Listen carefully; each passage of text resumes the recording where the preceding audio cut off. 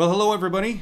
It is Friday, and this is another edition of Office Hours, Friday edition, the interview edition. I don't know how many different editions I'm going to call this thing. Today, we have a really cool show. We are interviewing Paul Gerald. Paul is a great friend of the show, friend of mine for years. I first got to know Paul through, I think, Willamette Writers and Northwest Book Publishers Association. He is a well-known Portland author.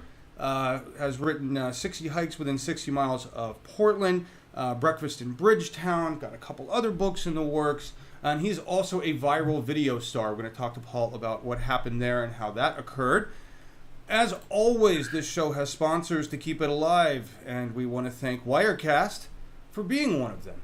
Live streaming like you've never seen before. Wirecast, it's how we do these shows. It's taking a hangout to another level. Yafat was just talking about that in her show earlier. The reason we're a few minutes late is because both Alex and I were busy watching Yafat Cohen's show with David Amerland, talking about Hangouts for Business, and Wirecast is the system we use to make that happen. And also Hang 3 Productions, which happens to be the production company we run that makes this stuff happen. If you're interested in partnering with us, in learning how to do this for yourself, in developing your own studio, this is what we do. Get in touch with Alex or I in Google+. And of course, we're always sponsored in default by Google, because without their array of services, we wouldn't be doing any of this stuff. So thank you, Google. Right now, let's bring in Alex. Hey, Alex, how are you doing? Hey, I'm kind of tired. I hope I'm not looking Raggedy Ann, but I'm feeling it.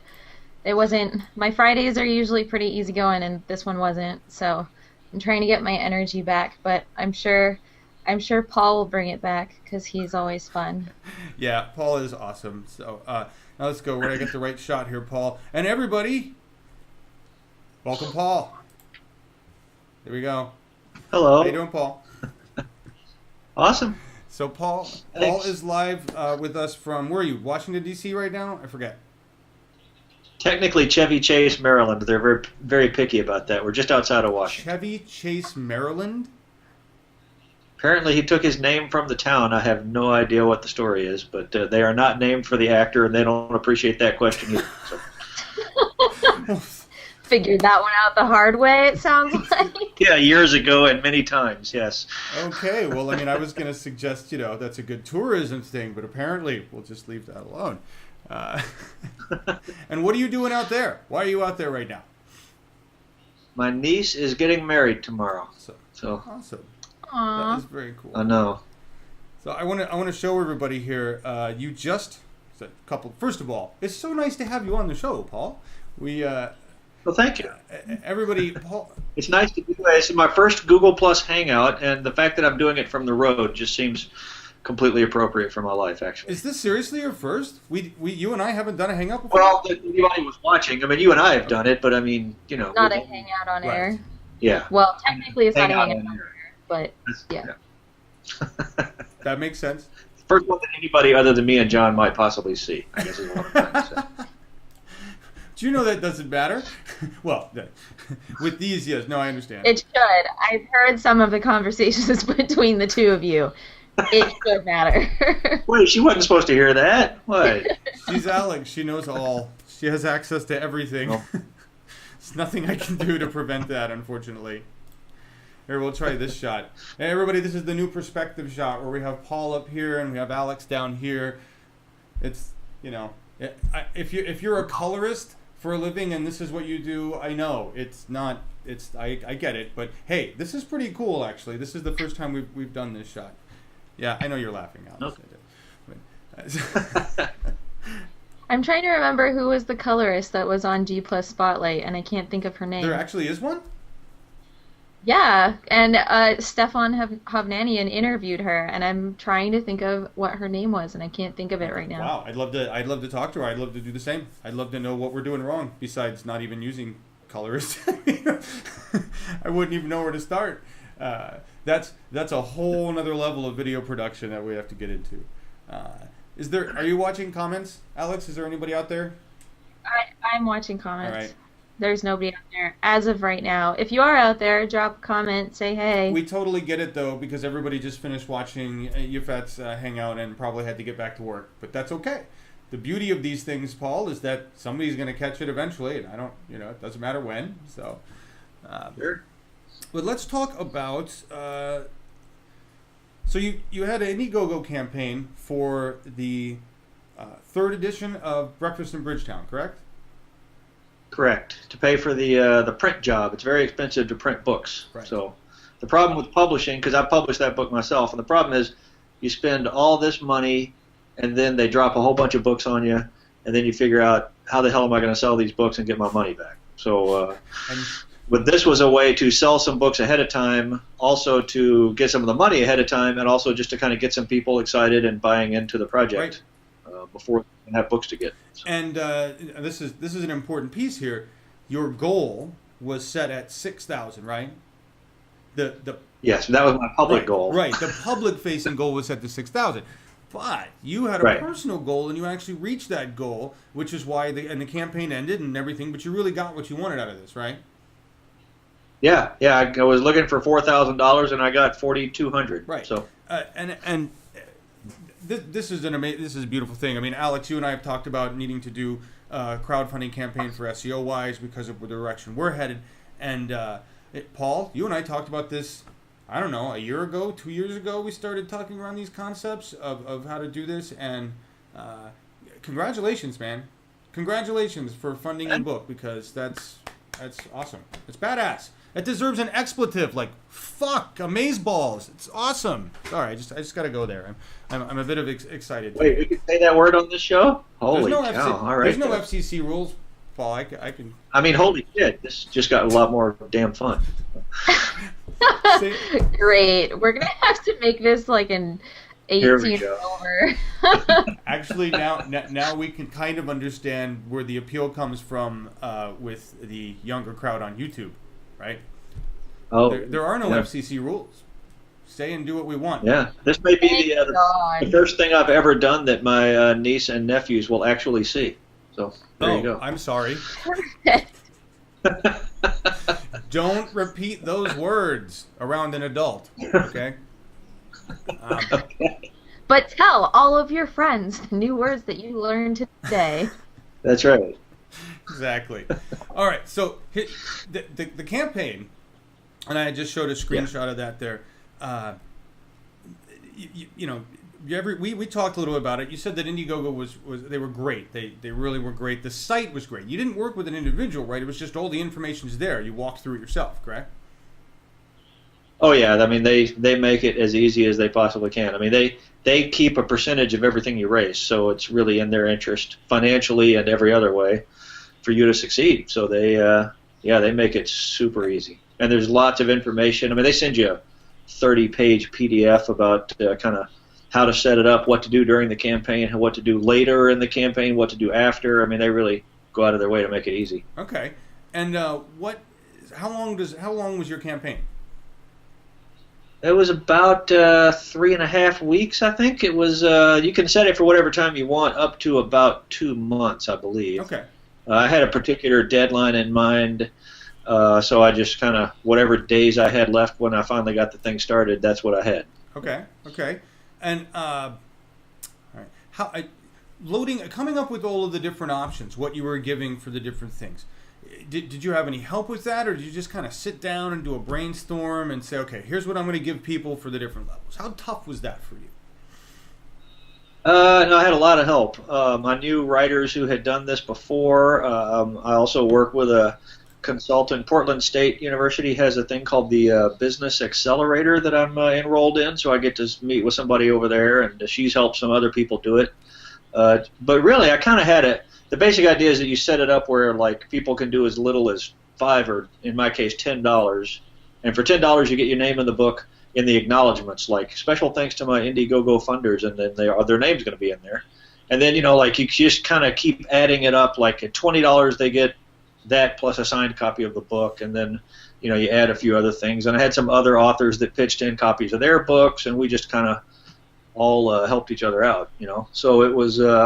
all the way up to, I think, for $200 you get every book I've ever written, a $15 gift certificate for breakfast, and you and a friend can come to the big fancy launch party for the book.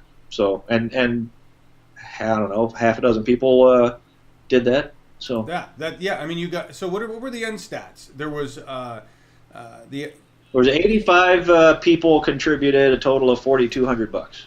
So, and then Indiegogo. The reason I chose them, just real quickly, is more people have heard of Kickstarter. Yes. On Kickstarter, if you don't meet your goal, you don't keep any money. Right. On Indiegogo, if you don't meet your goal, they just keep a little bit bigger cut. And the other reason is on Indiegogo, you can give away third-party stuff. Like in my case, I got some restaurants to donate gift certificates, and I was able to give those away in the campaign, which I couldn't do on Kickstarter. So. Right. So, fantastic. First of all, authors, if you're out there and you're hearing this, okay, there it is, right there. We're going to get to the key. We're going to get to why Paul's campaign was so successful here in a minute. But it doesn't sound like it was all that big of a deal, Paul. It doesn't sound like it was brain surgery to come up with the levels. Just a little time, sit down, a little effort, right? If it was difficult or complicated, I never could have pulled it off. There you go. And Alex, you and I have already started writing this list. I actually created our Indiegogo account. Now we have to actually put the stuff there. So we have this. We have the same thing we can do here.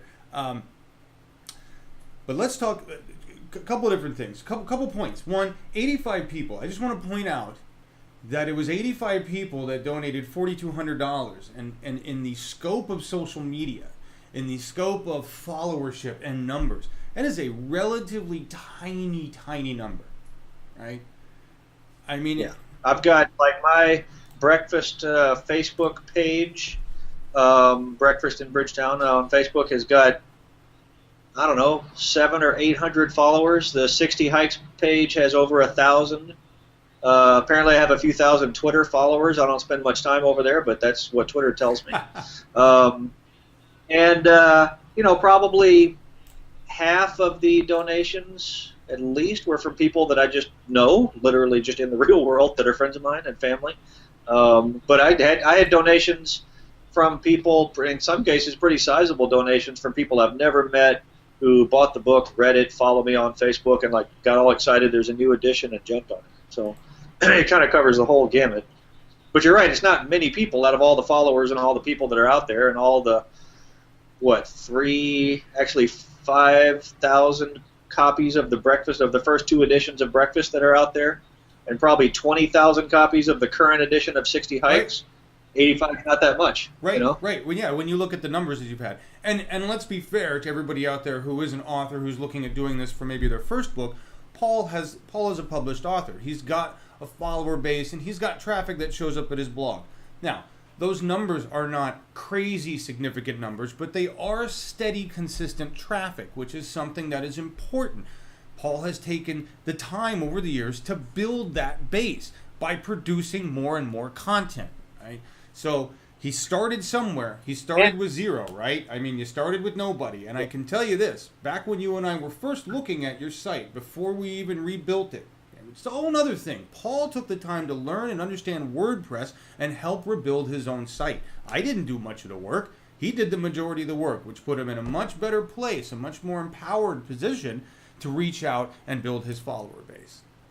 That's another aspect, right? Yeah. Very much. Which is paulgerald.com, I should say. paulgerald.com. And it's a really beautiful, I get a lot of comments just on how nice looking the site is, and when I first saw a website like that, I thought, hell, I couldn't, how would a person do something like that, Right. And it really didn't take all that much, and now I basically know how to do it. If something blows up, I don't know how to fix it, but I know how to run the thing. That's all right. You've got Andrew, you've got me. I mean, you've got people that you can trust. You're with a provider that can take care of it, but... And the other thing is that I, between Google Analytics and my MailChimp newsletter, which is up to over 500 people now, and by the way, all 85 of those people are going to start getting my MailChimp newsletter now, and I'll make it very clear how to opt out in the first issue, but I'm putting them on. Nice. But between those two things, I know that whatever I put on paulgerald.com or breakfastinbridgetown.com, and I can put a lot of work into all kinds of posts and things that mean a lot to me. What people want to read is a hike review, a breakfast review, or something like the 5 best waterfall hikes close to Portland, whatever. Right. And I know that, so that's what I do. I do the other stuff too, and really nobody reads it, but I enjoy doing it. But, you know, I know what happens when I put up, like this week I'm planning on putting up the best wildflower hikes in the Columbia Gorge because it's that time of year.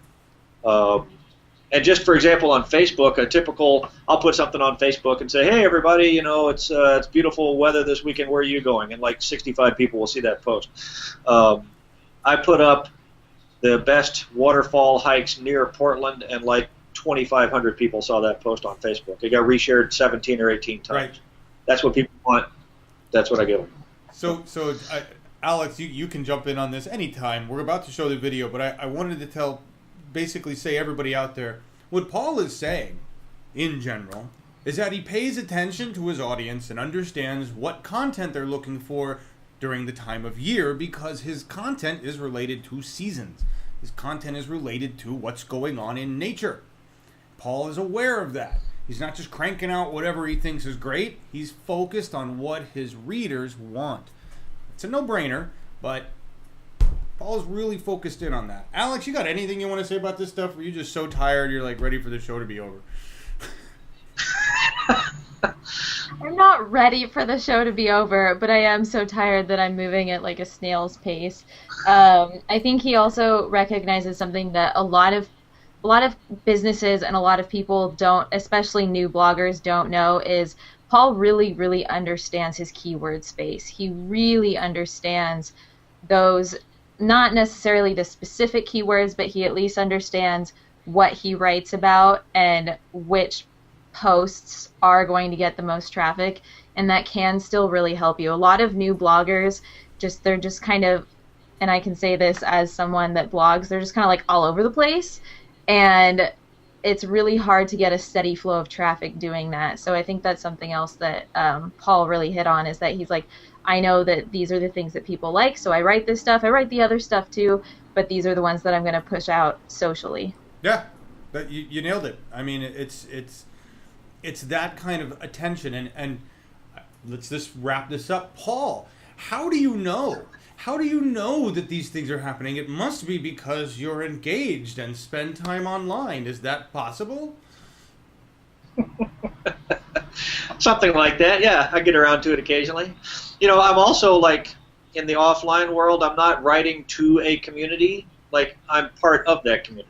Like, I am a hiker. I do like going out to breakfast. These are the things that I would want to know if there was some other, hiking or breakfast blog out there that I was reading. This is what I'd be looking for, so I do it. So you're involved. But also, like I said earlier, because of analytics and because of the back end of MailChimp, I can go see what people click on.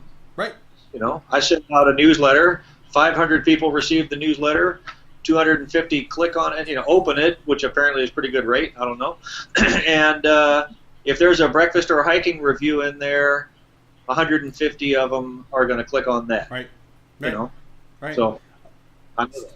I can see it. So let's talk a little bit about. I mean, fantastic. Bottom line, this is why we tell people get online and engage. You don't know your audience till you do that. If you're pushing a one-way message, you're not really going to listen. You're not listening.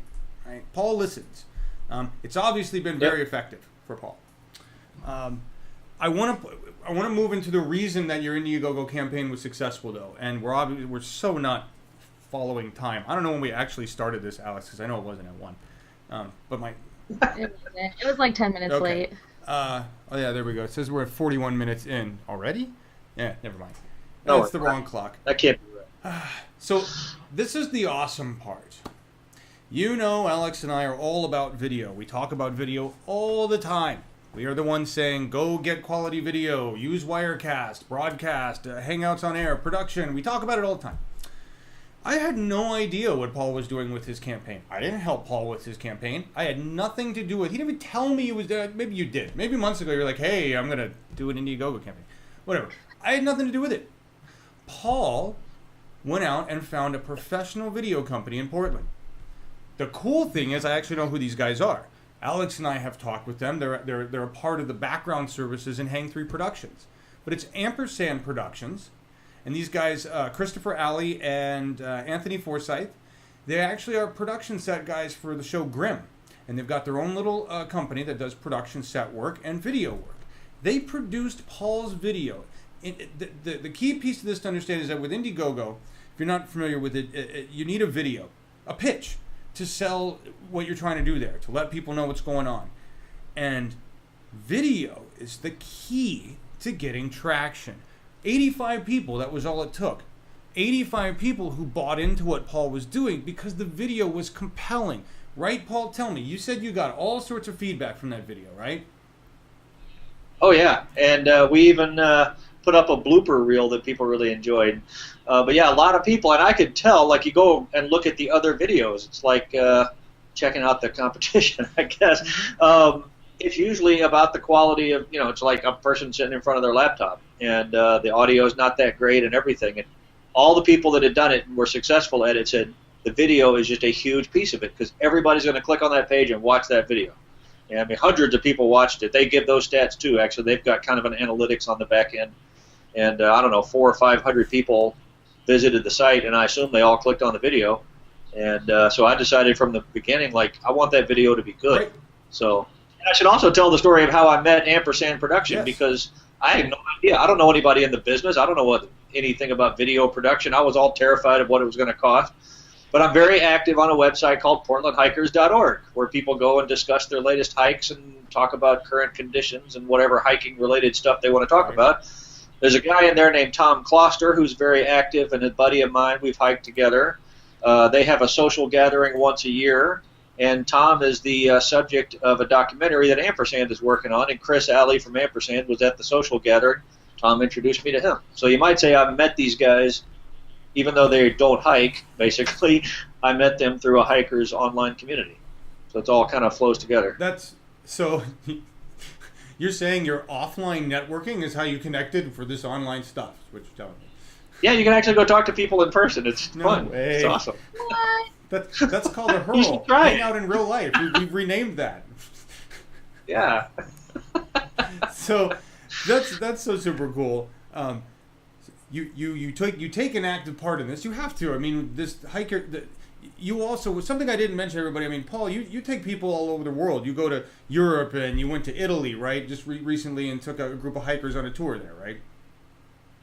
Yeah, there's a whole local hiking and climbing club here in Portland called the Mazamas, M-A-Z-A-M-A-S, and they have domestic and international outings. And I lead a hike every year to a trip called the Trails and Tables of Tuscany. Cool. Very nice. We go hiking and eating all over Tuscany. The pictures you put up on your site are just, I want to dive in. A couple of them I was like, geez, man, give me a bottle of wine and I'm walking. Because they just look gorgeous. Yeah. And by the way, just another thing, I have a static page on my site all about that trip. And this year, for the first time, I got this email from a couple that said, hey, we want to find out more about your Tuscany trip. And my usual response is like, all right, well, I mean, here's this document that I've got, but we could also meet for coffee. And they said, well, that's kind of tough. We live in Panama. Oh. I said, did you live in Panama? And they said, yeah. And I said, so did you, are you retired Mazamas and you still get the newsletter? And they said, what's the Mazamas? Oh. And I said, okay, how did you find out about this trip? And they said, well, we wanted to go into Tuscany in the summer and do some hiking, and we searched and found your website.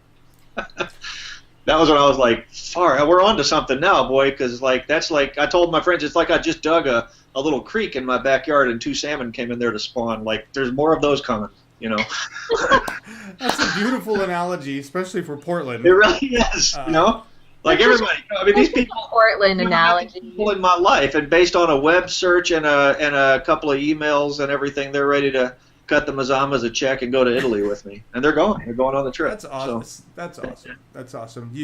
Yeah. I just want to say this: when people ask, well, what good is that going to do? What good is that post going to do? Oh, only 12 people saw it.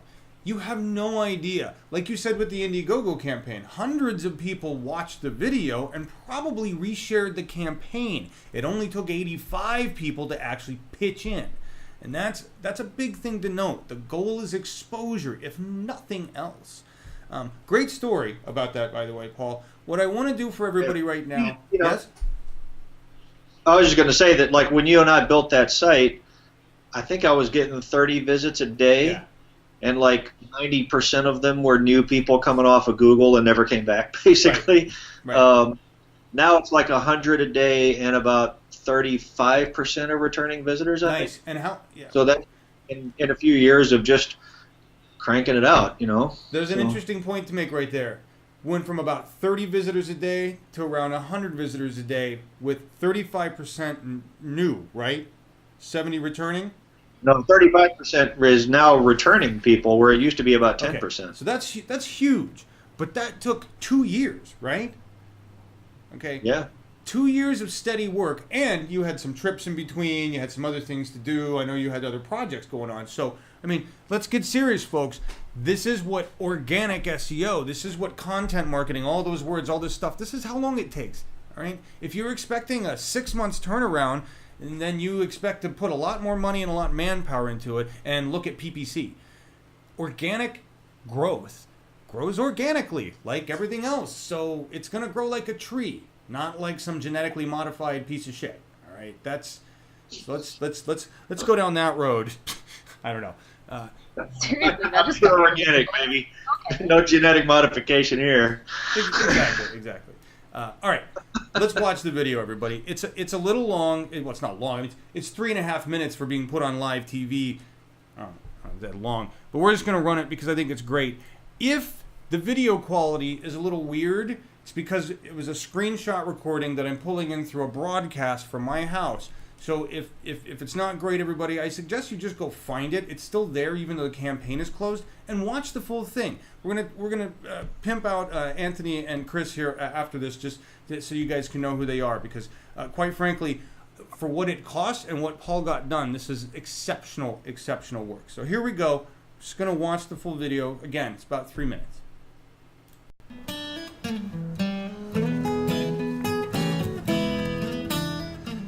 Hi, I'm Paul Gerald. I really love all this natural beauty we've got around Portland. I particularly love getting out for a hike. That's why I wrote this book called 60 Hikes Within 60 Miles of Portland, which, by the way, has a new edition coming out this year.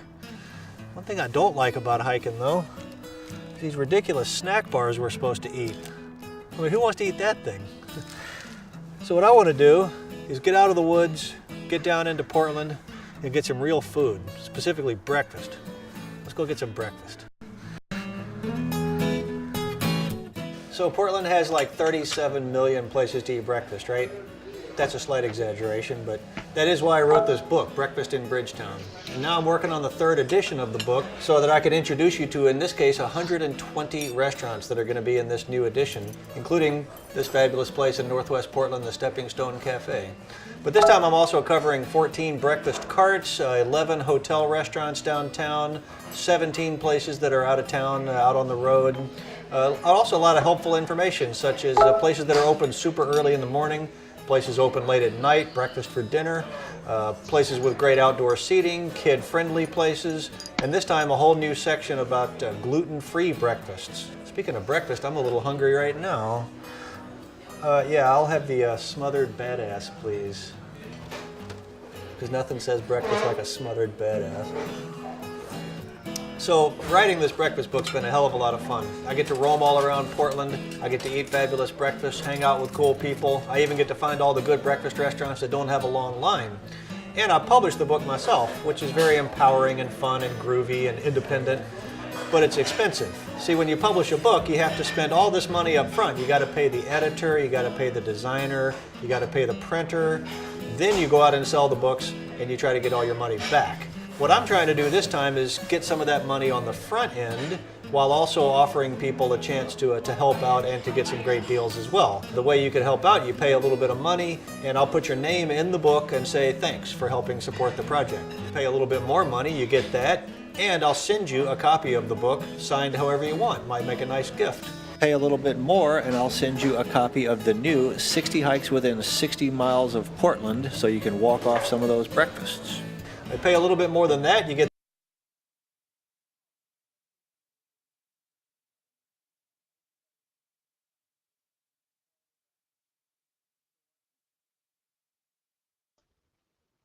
John, you're muted. Hey, everybody. I'm talking to myself again. That's what happens when I cut off the volume. How are we doing, guys? Awesome. All right, so hopefully everybody was able to watch that. Thank you, Alex, for telling me I was muted again. That's what I'm here The for. guys that did that video, Ampersand Productions, right here in Portland, Anthony Forsyth and Christopher Alley, these guys have experience. They work on the set of Grimm here in Portland, which is a fantastically popular show, and I no offense, I don't know why. There's so much better television out there. I even know some of the people that are on it that ask the same questions. Like, I don't know why. I used to live in the Pearl District, and that thing just fucked up my neighborhood bad a bunch of times. I hate that show, and I've never seen it. Seriously? So it caused issues there? Well, if you consider stadium lights aimed at your apartment until 4:30 in the morning a couple of nights in a row with no notice to be an issue, then yeah, I'd say it causes issues. Holy cow! That sounds lovely. Oh yeah. Yeah, that doesn't sound good at all. I don't like that. I hope they got some sweet tax breaks. That's all I'm saying. Oh, you know they're pumping money into the. I mean, each episode is more than $1 million, right? I mean, yeah, like $1.5 million. I didn't get any. What? I didn't get a piece of that. I just lost a couple of nights of sleep. Yeah, they should have been paying off the tenants, right? They should have been paying you guys. So that here's the thing, though. That video, that's what sold it, right? Well done, put Pretty together. much. How long did it take you guys to script, to do all the shots, start to finish? Oh, it only took me an hour or so to script it, and just because I kind of knew what I was going to say anyway.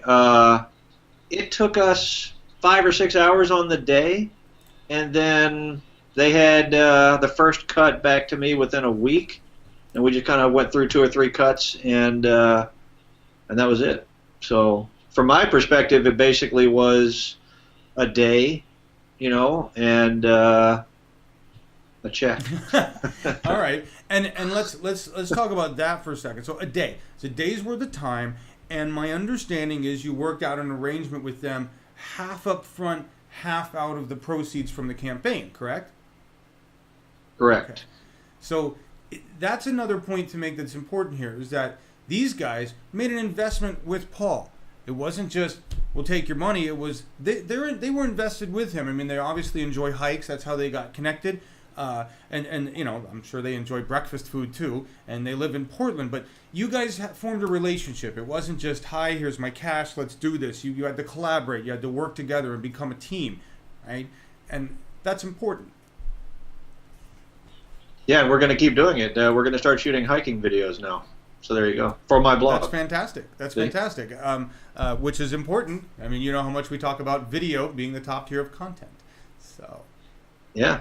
So the bottom line on all of this, for anybody out there watching, a writer who's thinking about self-publishing, and by the way, Walt, I know you're making comments. Alex and I were chatting about it earlier. She's watching from the where are you on, Alex? Where are you collecting comments?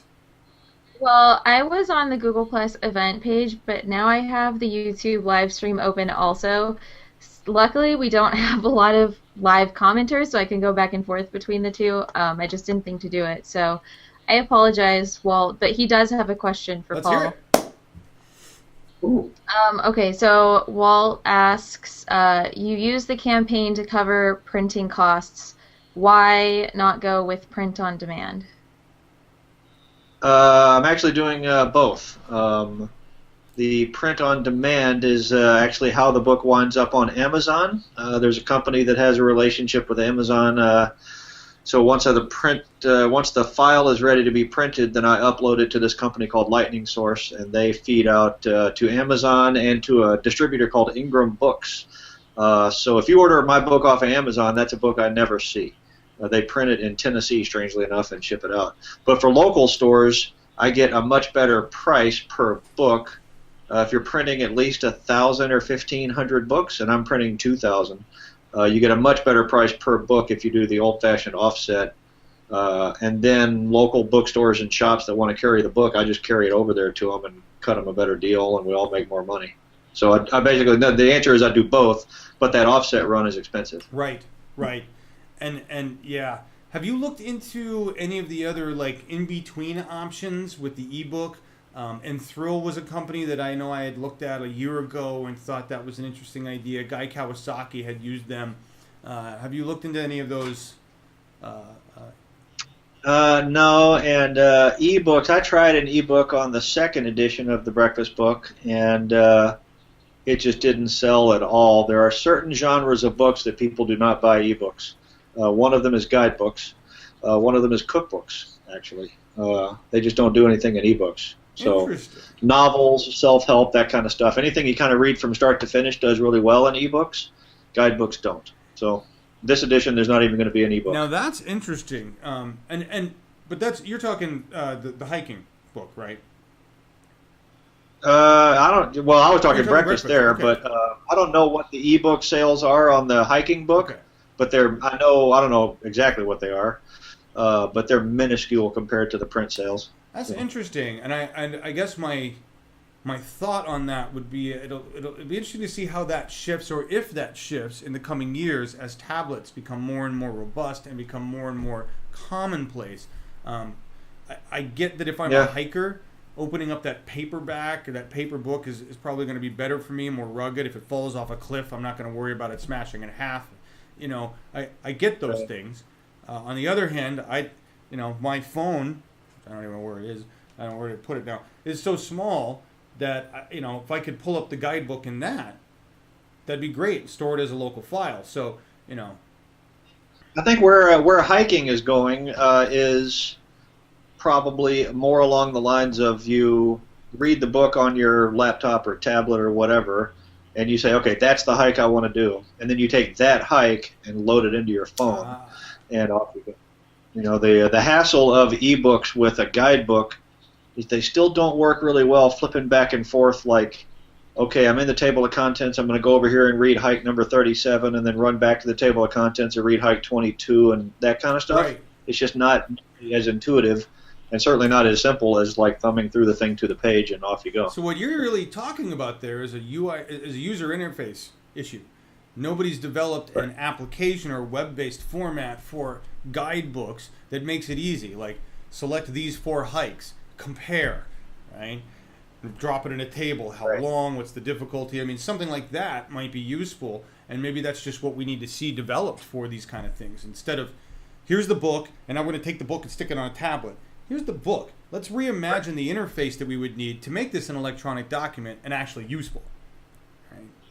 Yeah, and the problem, what that's going to take from a business perspective is somebody to do that basically as a loss leader. Whoever does that first is not going to make money on it because there's just not enough sales. Well, I mean, I could see it being a software as a service, and then an author would choose to put their guidebook into that framework, right? What really is coming along, by the way, now we're kind of getting off into hiking chat, which is fine. Sorry. What is coming along really well now is online topographic maps and sharing GPS files back and forth. Somebody goes on a hike and I go on a hike, I keep a GPS track and I say, dude, this hike was awesome. You got to go do this. Here's the file.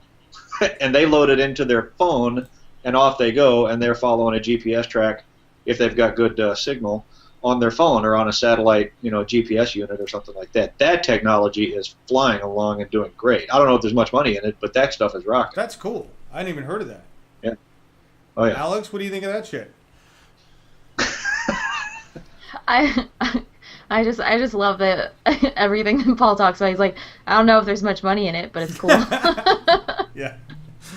It's the life of an independent publisher, Yeah, pretty much. The interesting thing about your conversation is I always think about my students because they are technically the up-and-coming reading generation, and I've got like 2 students that read books. Literally 2 students in 90 of my kids sit there and read books before class. Most of them are on a tablet or a laptop or their phone, probably on social media. I've never asked. So I think something that makes, I think of my students, anytime they want to do something, anytime they want to learn something, they just look it up on the internet on their phone. which is why I think your website is going to be so important for you, at least for people in my generation, because that's what we do. You know, we don't really plan stuff out. We jump in a car and we're like, yeah, let's go hiking. And then as one person drives, the other person's like, oh, let's see what hikes are in this area. That's kind of the route that we tend to take. So that sounds to me like Google Now with the added hike adaptation. You know what I mean? Yeah, and if anybody's going to figure it out and make it happen, it'll be Google. True. All right, I want to move into the viral video, Paul, because we only got 11 minutes left, and I know you got to get out of here. So we're gonna talk about the other thing that Paul's got going on that's really cool. He was you tell the story, and then we're gonna play the video. Okay. All right. Here's the story. All right, so one of the projects I'm working on now, I have completely fallen in love with soccer, and especially English soccer, and there's no guidebook for English soccer, which blows my mind. This kind of shit just boggles my brain. But anyway, like if you decided that you also love English soccer and your family's going on a vacation to London and you want to catch a game, there is almost nothing on the internet or in the bookstore about how the hell do you do that, and can you do that? So I'm going to do that. And so I have been going to England to watch soccer games, and I know enough to carry not just my phone and now my new iPad, but also my pretty nice digital camera and my really nice high-definition camcorder, and just capture whatever the hell I can and make cool blog posts out of it. That's basically the idea that I went over. I have an idea, a plan for the book, and a plan for the blog, and off I go to London with some soccer tickets in my pocket and a place to crash with some friends of mine, and I started doing it. And one of the games I went to was a team called Sunderland from up in the northeast of England, a little shipbuilding town, a big shipbuilding town, but whatever, playing at Manchester United, which probably everybody watching this and ever has heard of. The only soccer team. They're like the Yankees, right? So basically what I saw was like the Pittsburgh Pirates at the Yankees, right, in games of a playoff game. It was actually the semifinals of a national cup tournament, but whatever. Sunderland never done anything for 40 years. Manchester United has won everything 40 times, whatever. So there I am, and I spent some money. I dropped about $100 on my ticket, and I had good seats right in the middle of the Manchester United section, like, say, the 50-yard line, more or less. And off to my left, usually at an English soccer game, there's a maximum of 3,000 visiting fans. At this game, there were 9,000 of them. They had chartered 150 buses, biggest game in years. And they are arrayed behind the goal to my left. And with about 2 minutes to go in the game, they score into that goal. Now, I had decided about 3 minutes left in the game. I thought, screw it, I'm just going to get out my camcorder in case something happens. That's what I said. I was just like, who knows, something might happen, and if it does, I'm going to get it. And what I got was a goal that appeared to be the winning goal. It actually was not, but we'll get to that in a sec. Scored down to my left with 9,000 completely apeshit English people going berserko right behind it. Mental is the word that they use. They said everybody went mental, and they really did. They went completely nuts, and I just panned my camera back and forth across this sea of celebrating English people, and everything was perfect because I was in exactly the right spot. I was even in the middle of my row, so when all the Manchester United people around me started streaming out of the stadium thinking that the game was over, nobody even went in front of me. They were all going like that. You know? So it was just like this perfect situation. Manchester United scored about 10 seconds before the end of the game and tied it, and then they went into penalty kicks where they each – anyway, that's a whole different thing. But I shot that entire thing, 11 minutes of video with my high-definition camcorder, and went back and put it on my laptop and sat in my hotel room that night. And I was going to do a blog post about it, but then I thought, I bet there's some Sunderland fans online that would enjoy seeing this, right? Because I just filmed the biggest thing that's happened to them in like 40 years from the perfect spot. So off I go to Google+.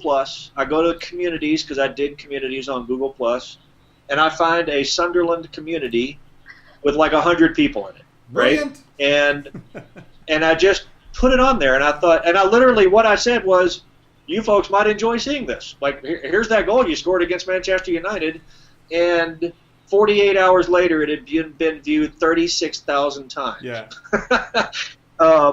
Later, when I got enough broadband at another place to put up the penalty kicks, that just exploded all over again. Sure. But to this day, now that was in January, that video has been viewed on YouTube, on my YouTube channel, 46,000 times. Yeah.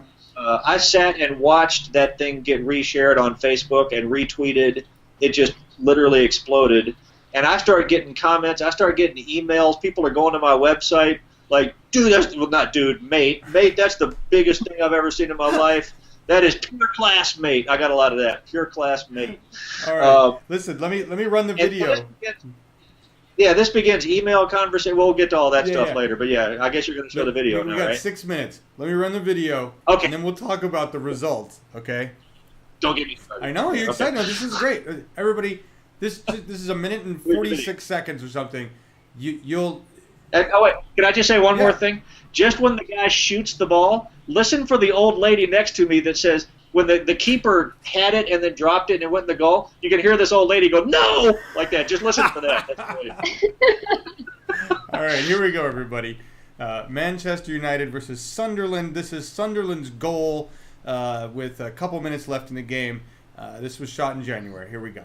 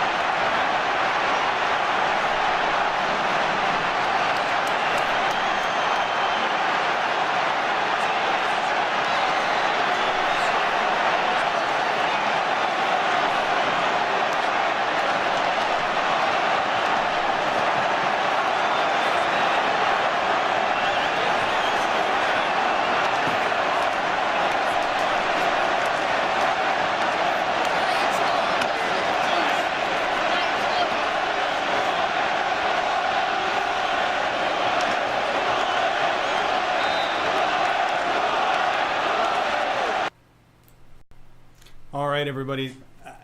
I wish we could have heard it. One of these days I'll figure out talkback for us. But the first time I heard the crowd, it gave me chills. Right? Oh, yeah. Should have heard it in person. Yeah. And when I was recording this, Alex, when I was getting the screenshot with ScreenFlow and I looked at the audio level, it goes from about this big to about this big. It just goes, and then it was the coolest thing ever. To you know, and by the end they're all singing, and this. Anyway, you can hear some chant, some song going on, starting. What they're singing about how they're going to Wembley to play in the final. So, all right, it's que sera, sera, whatever will be, will be. We're going to Wembley, que sera, sera, over and over. Oh my gosh. So let's take a look at some of the stats here. All right, everybody. This is just real quick because I want to try to get Paul out of here on time. So these, I can go for a few more minutes. I've been getting text here from the family. We're fine. Okay. Yes, but on the other hand of that, Paul, Alex and I are actually trying to do a show format that stays within a time frame. I don't know why, but I don't know. So here's this. By the way, this is when I put up the blog post.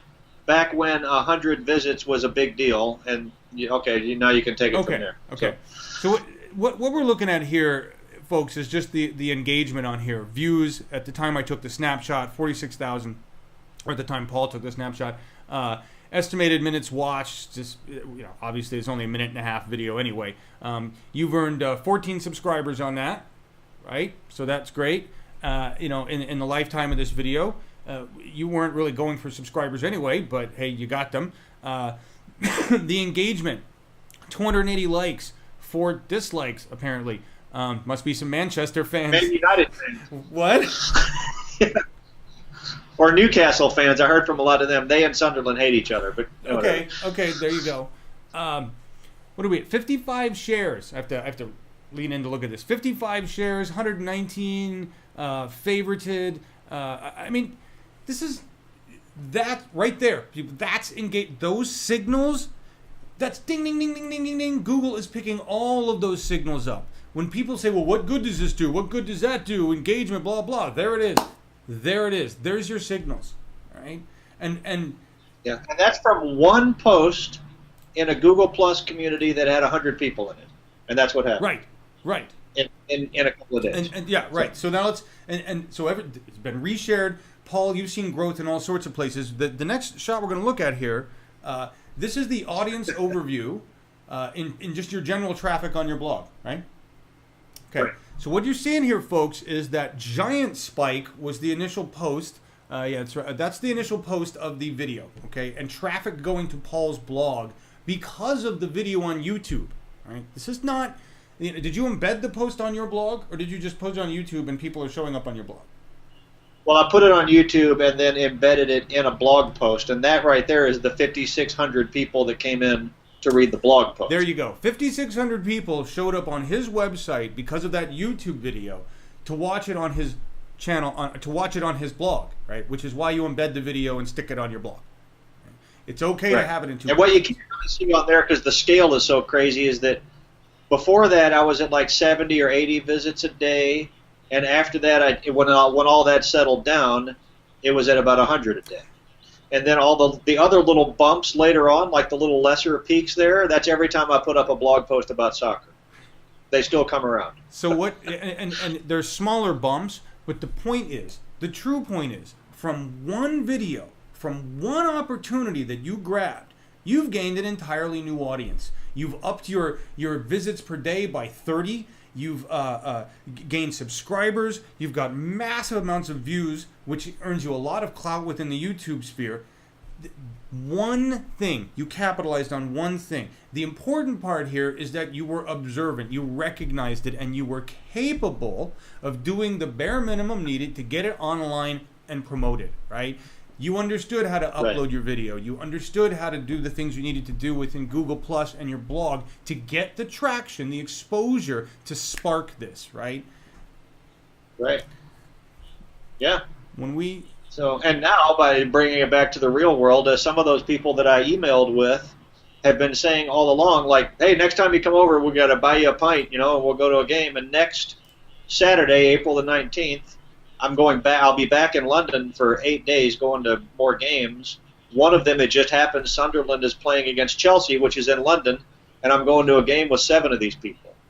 We're going to sit in the Sunderland section with all those crazy-ass people and raise all sorts of hell. And they'll probably get killed because they're terrible, but whatever. It's going to be a hell of a good time. And now I'm going to meet actual people.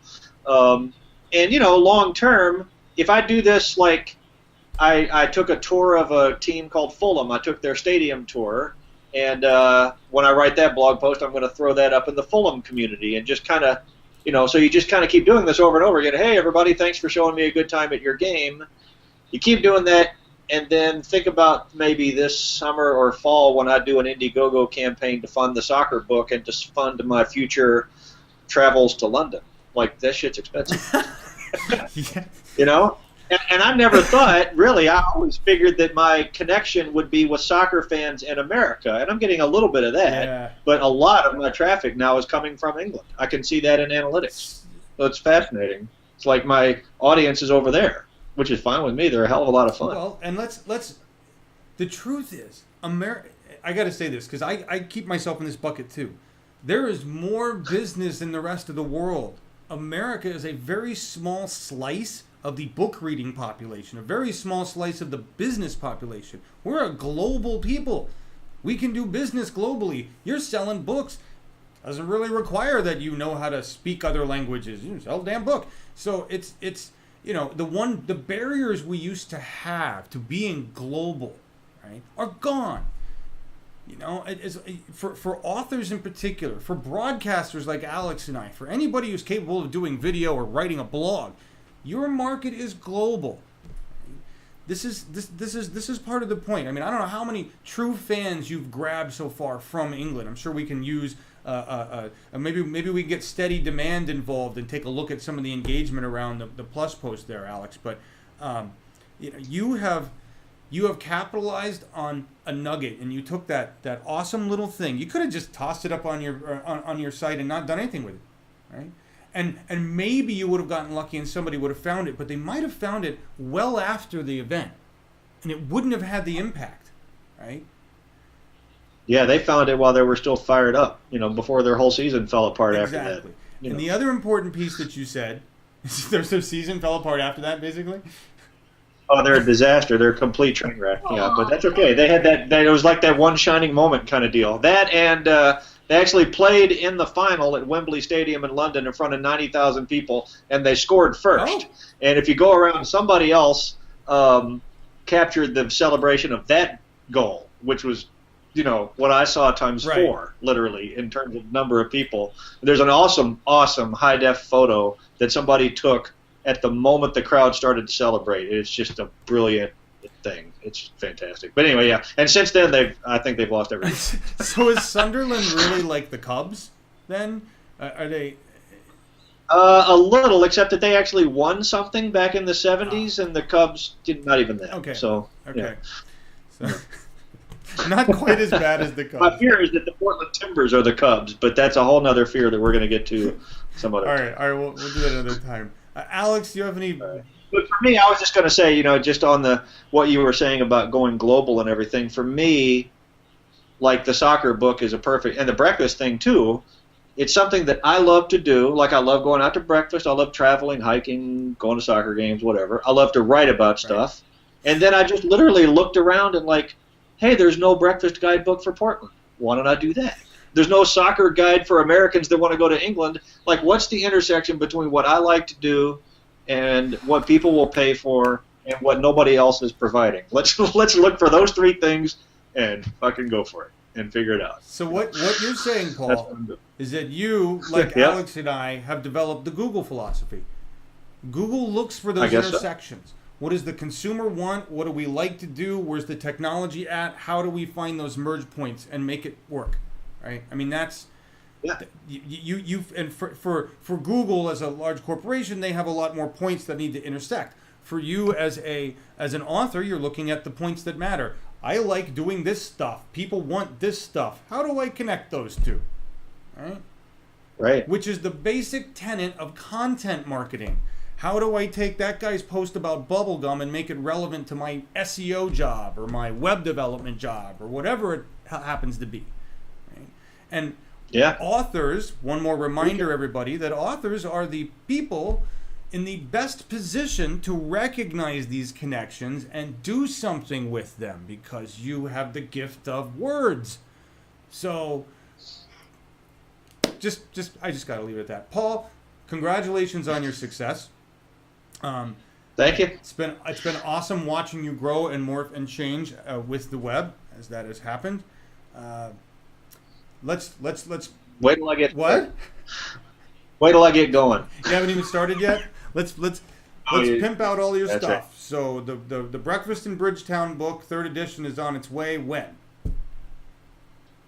Mid-May. Okay, mid-May. Keep up at breakfastinbridgetown.com. And then the 60 Hikes, new edition, also mid-May. That's mostly, we'll just say paulgerald.com. paulgerald.com. breakfastinbridgetown.com. Go find Paul's stuff. I actually like paulgerald.com because it gives you all of the different things that he talks about there. Breakfast in Bridgetown, very specific about food. And trust me, if you go there, you will leave hungry. I can't go to Breakfast in Bridgetown and start looking at his posts because they have these big pictures of awesome looking food, and it just makes me want to eat. I want to go try a smothered badass. I really do. That looked so awesome. You want to know what it is? What's in it? What is in a smothered badass, please? It is a chicken fried steak encased in hash browns and covered with sausage gravy. Bingo! Oh. That is some eating right there. It fed the whole crew. It about killed us, actually. And that thing that looked like a softball on the plate, that would be the biscuit. That's shit. Holy hardcore. Shit.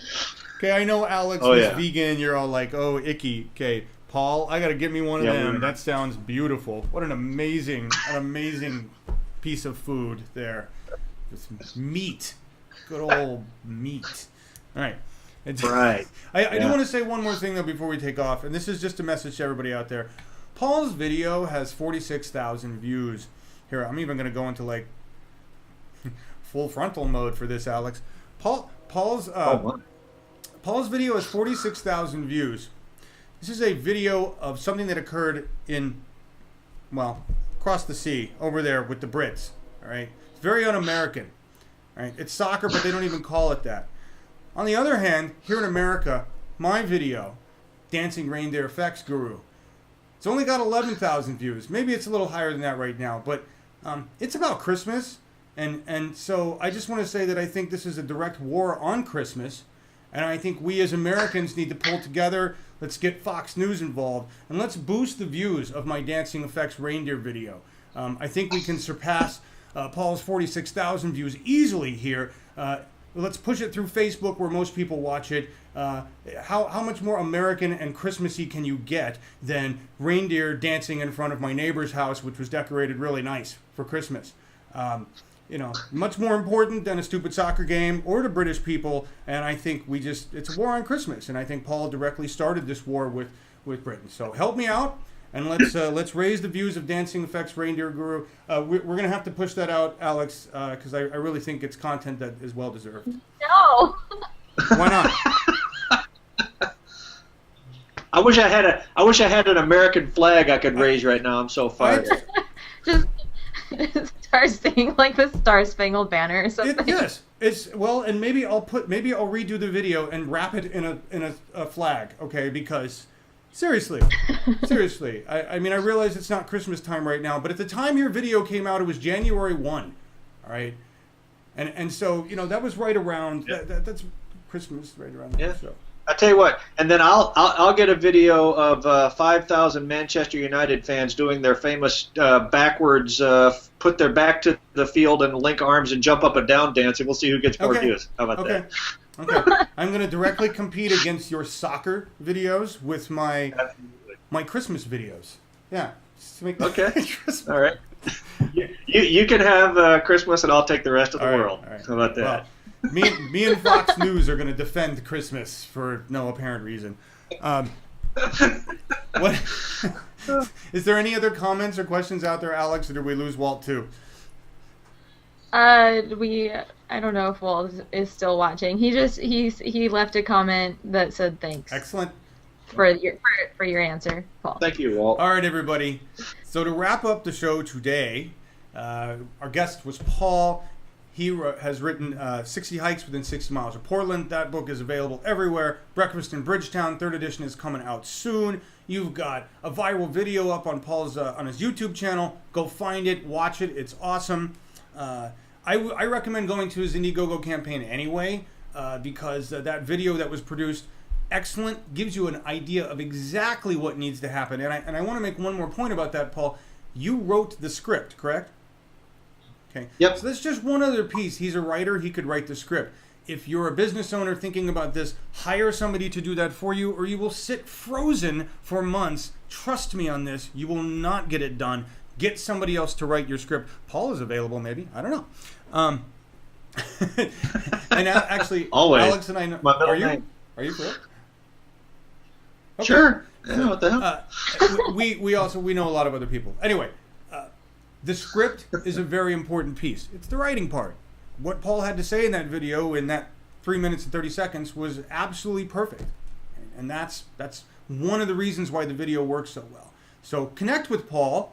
Now know more about him, and you've got some interesting ideas in your head. A very successful crowdfunding campaign.